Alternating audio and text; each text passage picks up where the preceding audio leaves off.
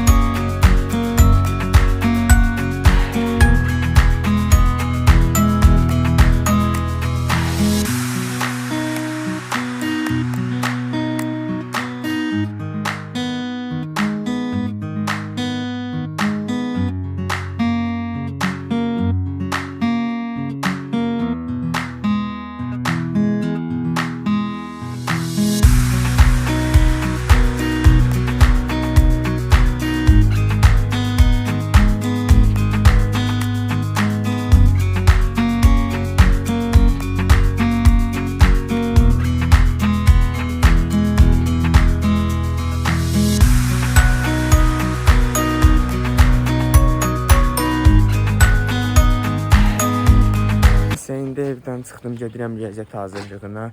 Tapşırıqlar, qalan tapşırıqlar da yazdım. Prosta fizikaya vaxt qalmadı da qaydandan sonra eləyəcəyəm fizikada.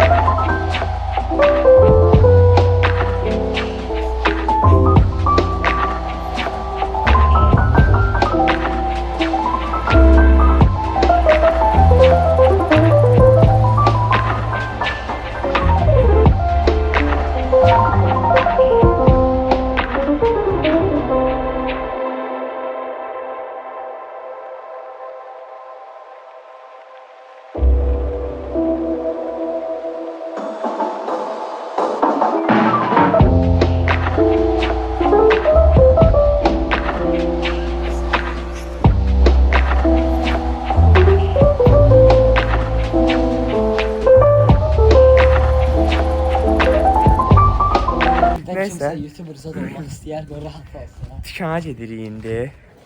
Belə bir qərar aldım ki, YouTube'dan ilk maaşımla məhliyə işıq çəkdirəcəyəm. Məhlədə işıq yoxdur deyə mən məhlədə video falan çəkə bilmirəm. Asimin ilk maaşı var, hamının orada gözü var. Birinə deyib sənə marajını alacağım, yayda deyib. Təsəvvür edin, YouTube'a təzə başlamışam. İlk videom partladı, 500.000 falan izləndi. Hamıya söz verdim ki, marojunu alacağım da, pul qazanım buradan, marojunu alacağım. Təxminən 10 nəfərə falan marojunu almalıyam.